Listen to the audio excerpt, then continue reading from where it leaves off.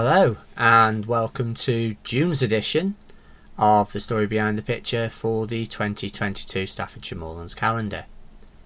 So this is the picture. It's a lovely barn just outside of Worslow, and I would like to say about how I spent hours walking out to the barn and time spent waiting for the light to be just right. But this one is unusual in that we were just driving past and everything was perfect. I probably spent less than 30 seconds out of the car, took 3 or 4 pictures, and we were away again. Although, having said that, this barn has been a barn I've looked at year in, year out for 20 odd years and never seen it once in the right light and the right situation to be bothered to stop to photograph it. So although it was a very quick picture from one respect, it has been in the years in the making. So instead of covering the story of behind the picture, some people have been asking me what goes into making a calendar.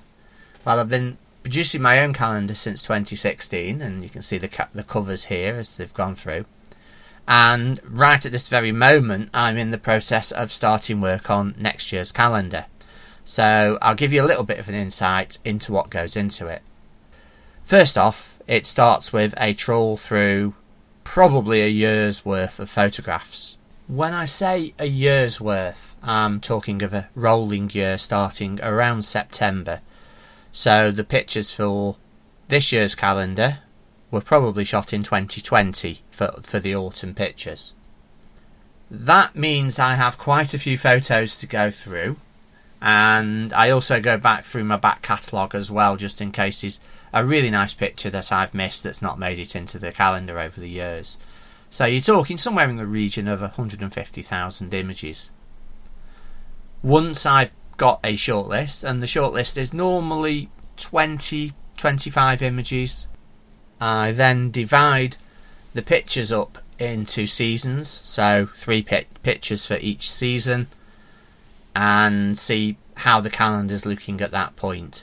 One of the major hurdles in the manufacture of the calendar is when I've got my 12 favoured images, I will show them to my wife and she'll immediately tell me she doesn't like 3 or 4 of them, and it's back to the drawing board for those most of the time, because her input is nearly always spot on. Once the images are finished, they then have to be titled, which can sometimes leave me scratching my head as to find out what a particular place is called. Then the template is added with the dates, those are checked. I then have to design a front cover and also a back cover. And then the nerve-wracking process of sending it all off to the printers and waiting with bated breath to see what the final printed calendar looks like. Like I say, I'm going through that process at the moment. I've got about 9 images at the moment shortlisted for the calendar. I need to pick up a few more, mainly the summer ones, luckily.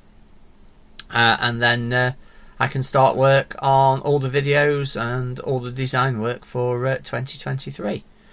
Well, I hope you've enjoyed this slightly different video. Next month's will be a much more along the lines of the story directly behind the picture.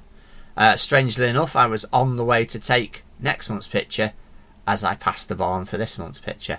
So it'll give you an idea of roughly where in the country we're heading.